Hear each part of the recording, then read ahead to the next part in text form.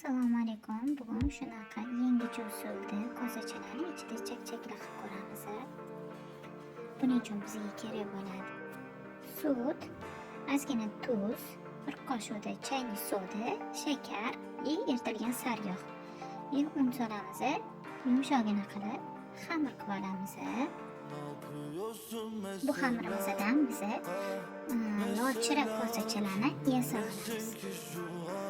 Bizga xamirimiz dam oladi. Dam olib bo'lgandan keyin shunaqa qilib porsiyaga bo'lib zuvalab olamiz. Zuvalachalarimizni yoyib, tuxum surib, ustiga kunjut sepamiz. Kosani shaklini berish uchun kosalarni ustiga qo'yib, duxovkaga qo'yib pishirib olamiz. Ketma-ketlikda xamirlarimizni shunaqa chiroyli qilib yoyib, shunaqa qilib chakishda chiroyli qilib chakchilab olamiz.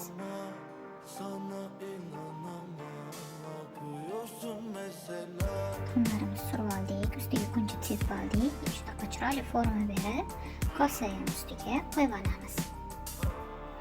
Kosani ustini yog'lab olish esingizdan chiqmasin, bo'lmasa xamir elib, tuxum surilgani uchun kosaga yopishib qolishi mumkin. Ketma-ketlikda chiroyli qilib shunaqa kosachalarimizni pishirib tayyorlab olamiz.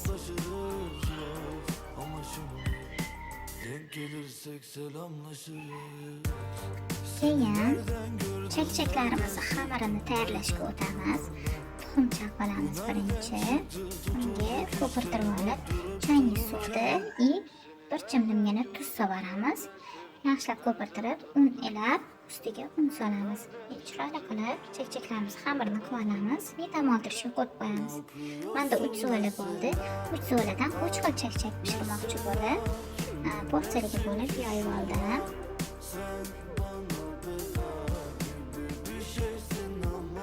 Birinchi chakchakimizni shunaqa xamiri yarmini chet tomonini suvlab chiqamiz. Ozgincha xamirimizni quritib olishimiz kerak. Shunda xamirimiz yoyilib chiroyli bo'lib chiqadi pishirib olganimizda. Dam oldirmasa bu yopishib qolishi mumkin. Shunaqa qilib o'rab olamiz. Chiroyli forma berib kesib chiqamiz. Shunaqa chetlarini yopishtirib olamiz xamirlarimizni. Bo'lmasa yog'ga tushganda ochilib ketishi, tarqab ketishi mumkin. Shunaqa qilib hammasini bir xilda qilib, chiroyli qilib forma berib chiqamiz. Yog'imizni birinchi yaxshilab qizdirib olamiz, keyin olovni sal pasaytirib, chakchaklarimizni qovurib boshlaymiz. Chiroyli ko'rinishga kelganda olamiz. Juda ham qizartirib olsa ham bo'lmaydi.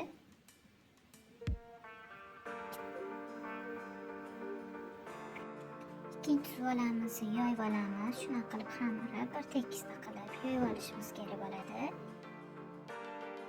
Xamir tuxumga qilingani uchun yoyish ozgincha qiyinroq bo'ladi. Shunaqa qilib xamirni teng yarmini yog'lab olib, ikkinchi yarmini shu xamir ustiga o'g'irib yopib olamiz. 4 barmoq kengligida formani berib kesib chiqamiz.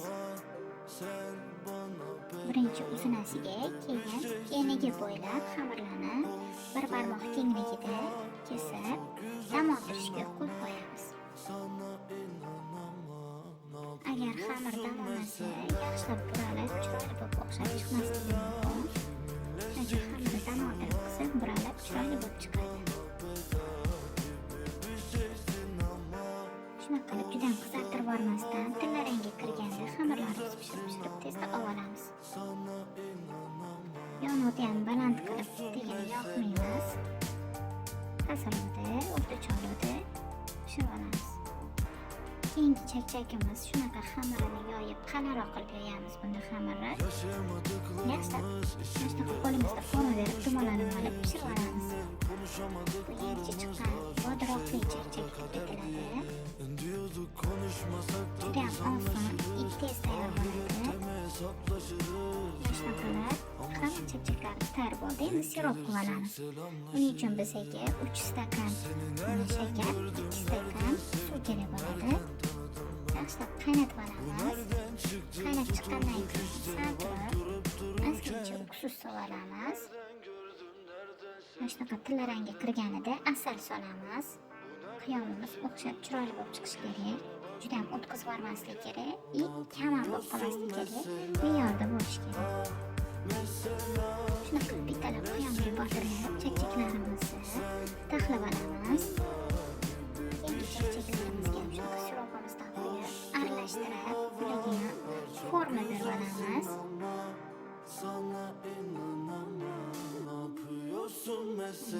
Endi 3-chakchagimizga o'tamiz. Unga ham shunaqa qiyomimizdan quyib, chiroyli qilib kosachalarimizga taxlab chiqamiz. Mo'jiro kosachalarimiz ichiga hamma chakchaklarimizni shunaqa qilib taxlab oldik. Bittada o'xshab chiqadi, chiroyli bo'lib chiqadi.